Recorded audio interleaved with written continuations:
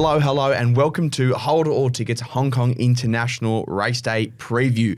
For the Hong Kong International Race Day at Sha Tin, we are here in collaboration with the Hong Kong Jockey Club, Bet with the World. I'm your host, Xavier Pegum, and alongside me, news performer extraordinaire, punter extraordinaire, degenerate extraordinaire, Adam Brett. How are we? Good, Pegs. How are you, mate? I'm flying. Yeah. I'm flying. How are we the ones that drew the short straw to stay and hit the studio to do this rather than being in Hong Kong itself? That's right. Speaking of Hong Kong, we've got punters extraordinaire, Alex Donnelly. He's going to be trackside. He is on annual leave, so he's getting paid while he's being there.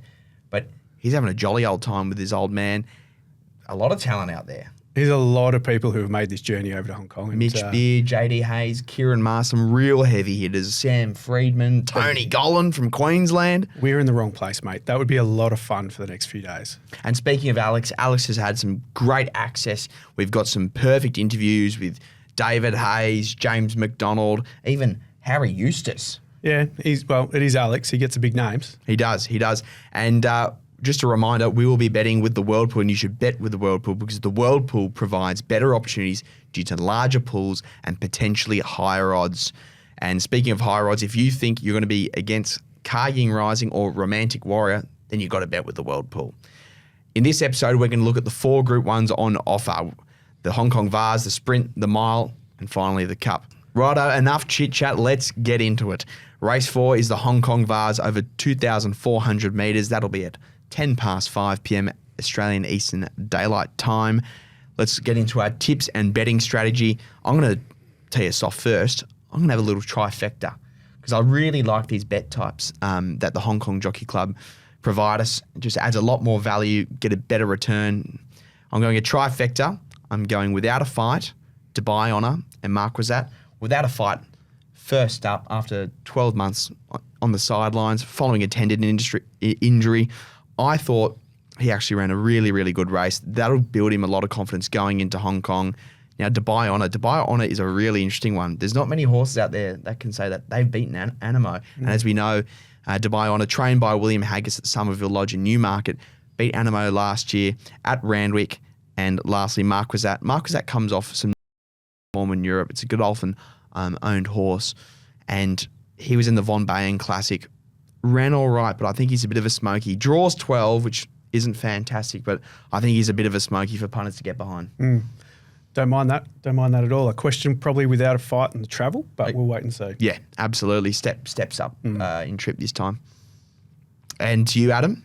So I've gone slightly different. I've taken the trifecta, but I've gone with Continuous from Japan as the first one in there. Great sectionals and has travelled. So I don't think travelling from one country to Hong Kong is going to bother it whatsoever. Settles well into the race, so I'm really looking forward to seeing what that first 4 to 600 looks like for it. Followed by Dubai Honour, as you said, great classy horse and should be right there. And then I've gone a little bit smoky in the for the third with Ensued with J-Mac on board. I just think with J-Mac on board, Ensued has been pretty solid without being spectacular. I'm just thinking this is probably going to be one race that we look out for it. Yeah, well, I mean, you always tend to have your luck increases when J-Mac's on board. Now, if you want to see how this race is going to play, we're going to look at the last year's replay and dissect a bit of that. Then came Geraldina and Waiterato's Junko. Leader though is Warm Heart in the bars. He's out by a length. Junko descends for France, and then came Zafiro on the outside though. Junko has run to the lead from Warm Heart between horses. Zafiro, Junko in front though. He's 3/4 clear. Now a length. Zafiro can't get him. It's a win for France in the bars. Junko has beaten Zafiro. Brilliant win there by Junko, trained by Andre Fabre, who has Marquisat, the Godolphin-owned horse, in this year's Hong Kong Vars. Race 5 now, we're going to be looking at the Hong Kong Sprint over 1,200 metres at 5:50 p.m. Australian Eastern Daylight Time. But before we rip into our tips, our man Alex Donnelly had a chat with one of Australia's racing legends in David Hayes. We're going to throw to that now. Here with David Hayes, trainer of Car Ying Rising, heading into the Hong Kong Sprint this Sunday. David, how is he? Yeah, he's in great shape. His final gallop was Tuesday, and we're very happy with him. He hasn't put a foot wrong. Of course, broke the track record last start without seemingly doing it too hard. Is there a chance that Zach may release the shackles this Sunday? I hope not. It'll be good if he can win as easy as that. But look, whenever he runs very fast time. he's nearly broken the record the last 4 times he's run. Of course, exciting to have a horse with his talent yet to win a Group 1 level, but of course there's a certain slot race next year that there's been a lot of chat about. Has there been interest for him, and is that the aim, or is there something like the Classic Mile coming up for him? Well, the main goal is the Everest, of course, and there's been a lot of interest in him, as you can imagine. The Group 1 tick hopefully will be, he will win a Group 1, it's just when. If he has racing luck, he might be this weekend. Very good, Alex, and great insightful stuff from David. We really appreciate your time. Now, a couple of question marks. Could Ka Ying Rising be an Everest horse? We all know the answer is yes. David Hayes came out in the media the other day, I think it was via RSN, and he said that Everest is definitely going to be on the cards, but what he really wants to do, he wants to take Ka Ying Rising to Lindsay Park, get him around Euroa, and then the grand final would be the champion sprint. So he'd come down, see a bit of Victoria, which would be fantastic. I think for Australians, the more Australian racing Ka Ying Rising's involved in, we're happy. But at the end of the day, this is a Hong Kong Jockey Club segment, and we're very happy for him to stay in Hong Kong as well. Now, we've got an Australian horse in this race trained by Kieran. My recommendation actually bucked one of the track riders off the other day. Maybe some shades of Via Sistina Cox Plate here. Yeah, it could well be. And you look at it and you go, well, we don't mind seeing that from the Aussie horses. Just go over there and really start to just knuckle down about now. So I'm looking forward to seeing its run. Yeah, absolutely. And as am I. Do we think recommendation has a hope, or are we sort of just quite bullish on Ka Ying Rising? I think it's Ka Ying Rising and then Daylight with a couple to follow. And I can't see why it can't be second, third or fourth though. Yeah, well, Ka Ying Rising does draw 11. Zach Purton takes the ride. I'm just going very simple here with my tip and betting strategy. I'm just going to go Ka Ying Rising to win. I might just stay conservative here. I think he wins by an absolute furlong. Zach Purton has such an opinion of this horse. He was interviewed saying one of the best horses he's ever ridden. And coming from Zach, that's really, really saying something. Where are you going to go, Adam? Similar. So I've taken Ka Ying Rising for the win. I'm going to put a bit of each way, though, on one that's a little bit longer odds with California Spangle. Okay. Its 2 runs back since a bit of a spell has been sensational. So if it can hold that form, it's certainly going to give Ka Ying Rising a bit of a run over that first 800, and it might push the tempo a little bit faster than Ka Ying Rising might like, but I can't see Ka Ying Rising losing. Well, if you want to see how that sort of final 2 furlongs plays out in this sprint, we've got the replay for the 2023 Hong Kong Sprint available. Waves, and then came Invincible Sage, and next to turn in Helios Express, Victor the winner, co-partner Prance, and in cruise control as Ka Ying Rising. Zach shakes the reins and he just left them in his wake. Invincible Sage runs on, Helios Express is wider out, but Ka Ying Rising, he's put a gap on them. Helios Express, how deep is your love? Zach salutes, that's rare, he eased him down. We'll see you in December. Ka Ying Rising special. So the question mark there is, can Zach Purton go 2 from 2? I certainly think he can. I think it's a big chance. Yeah, huge chance. Get on. Now, next race, we're going to race 7, which is the Hong Kong Mile. And guess what? It's over 1,600 metres.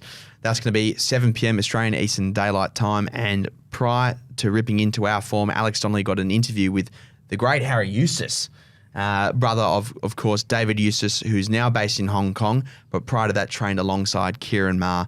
And Harry has Docklands in the race, which is a British-based horse, but obviously owned by Australian owners in OTI racing.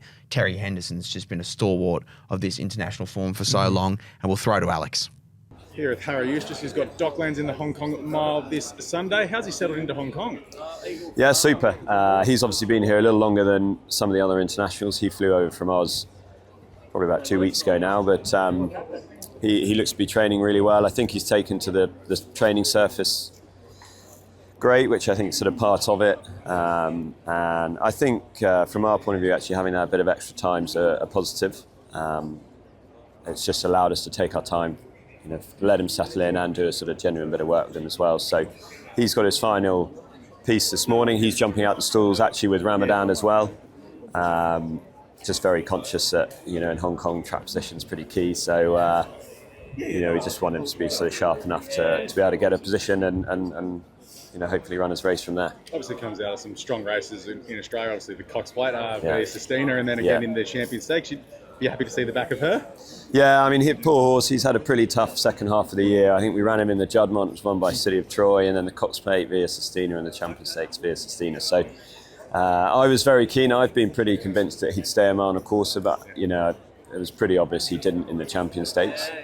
So the plan was always to drop back to a mile here. So I just felt it was worth giving it a go with a run under his belt in Oz. But I suppose, we've said this probably before the Cox Plate, but there's not a standout necessarily in the mile as yet. There isn't, that talking horse that's sort of been dominating the mile races. So, I think, funny enough, his Cox Plate run puts him bang there. I think, we were right upside Mr. Brightside, and he went and won the mile on Champions Day at Flemington. So a reproduction of that form, I think, puts him right in the mix.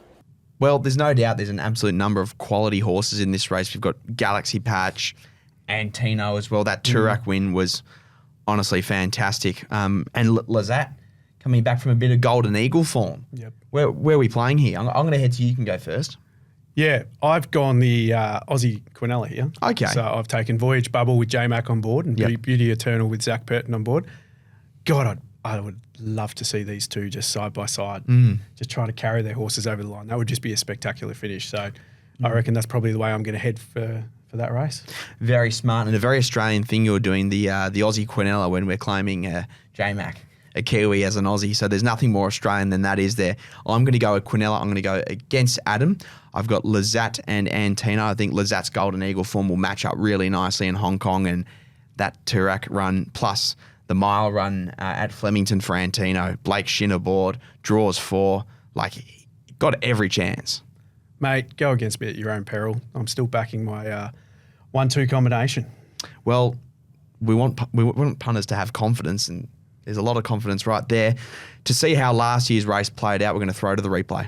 Bubbles going well on the outside. Then Happy Together. Galaxy Patch. He's into 4th. He's hard ridden. He'll have to dig deep like he always does from Cheng Cheng Glory. But Voyage Bubble down past the 200-metre mark. He's 2 in front of Galaxy Patch. And then came Cheng Cheng Glory. Voyage Bubble the leader. 1 over Cheng Cheng Glory and Galaxy Patch. Voyage Bubble in front. J-Max back in town. So too is Voyage Bubble. Now, we obviously are going to save the best for last. Our mate Alex Donnelly, the self-proclaimed king of Wagga Wagga, got an interview with James McDonald in Hong Kong. Here's what J-Mac had to say. Here with James McDonald on Thursday morning ahead of Hong Kong International Day this Sunday. James, Romantic Warrior, won well first up. He looks perfectly placed once again for yet another Hong Kong Cup. Yeah, he's trending the right way. His preparation's been just spot on and his work's been great. So he's coming into this 2,000 metre event in great form. So we're looking forward to the challenge. Obviously it's going to be a very tough race as we expect for a Hong Kong Cup. One of the great 2,000 metre races on the calendar. So he's going to have to be right at his brilliant best, but I think the way he's training, he is. What makes him so good? He seems to overcome any issue that gets thrown in his face, any race, where it be wet tracks, maybe missing the kick or an awkward gate. What makes him that good? I think you just answered your own question. He can go on anything. He can race forward, he can race back. It's just the perfect racehorse, really. In the mile, you got Voyage Bubble, who won the lead up as well. Looks well suited once again. Yeah, for sure. He's a lovely chance. He ran second in the race last year behind a superstar. His form's every bit as good as that at this time of year. So obviously a very competitive race, but he makes his own luck up close to the speed, and he'll be there for a long way. He's a very honest horse. Brilliant stuff there from Alex and James McDonald. So the Hong Kong Cup comes in race 8 over 2,000 metres. That'll be taking place at 7:40 p.m. Australian Eastern Daylight Time. Now, can the locals, can they beat Romantic Warrior realistically? Nope, not a chance. No. I think this one is going to be a one horse, 6 in a row now for Romantic Warrior. I cannot see anything getting within 4 lengths of this thing, to be honest. Yeah, Romantic Warrior won the last 6. I mean, what a freak, and best of luck to the rest of the field. I've just gone Romantic Warrior on the nose. Yep. That's where I'm going. I'm going to stay very conservative here. Would you go a different option here with a trifecta and put Romantic Warrior 1 out against the field? No, but I'll tell you what, I'm not going to add it as my bet. But if there was a horse that I do like, it's a horse called the Foxes, owned by the team at King Power. King Power, as we all know, Leicester City Football Club, managed by their racing is managed by the great bloodstock agent in Alistair Donald. He's bought so many Group 1 winners from all around the world, including 2022 Caulfield Cup winner Durston. I'm definitely going to keep an eye on the Foxes, a lovely 4-year-old colt. But for me, I just can't go past Romantic Warrior. I don't think anyone really can. J-Mac's got such brilliant rapport with the horse, and I think Danny Shum, he collects another Group 1. What do you think? Yeah, the only expectation I have is that maybe Encountered comes up as second place. So when you look at that with Huey Bowman on board and David Hall, I think it's a good combination. Its last couple of runs have been pretty solid, but realistically, it's Romantic Warrior, Daylight, and hopefully something within 4 lengths. Yeah, nice stuff, Adam. And to watch last year's race, we've got the replay coming up right now. And the widest of all is Awesome Fluke, but around the turn, Sword Point leads, but Romantic Warrior, he shot past him.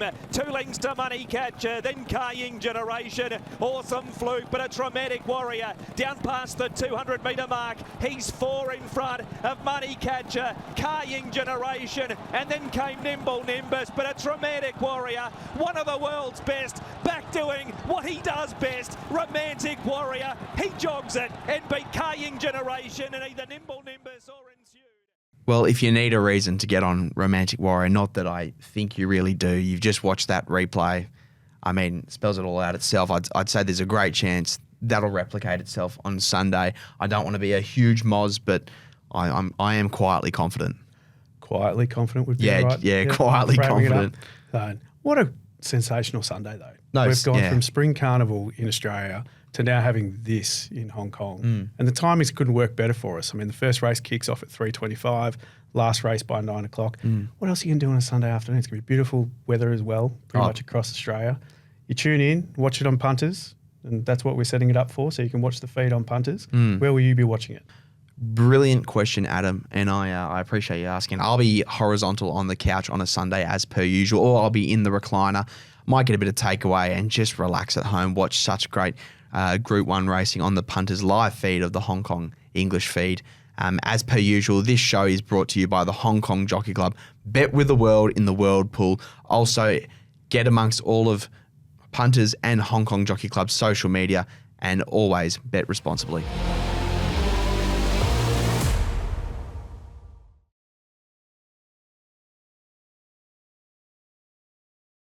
What's gambling really costing you? For free and confidential support, call the number on the screen or visit the website.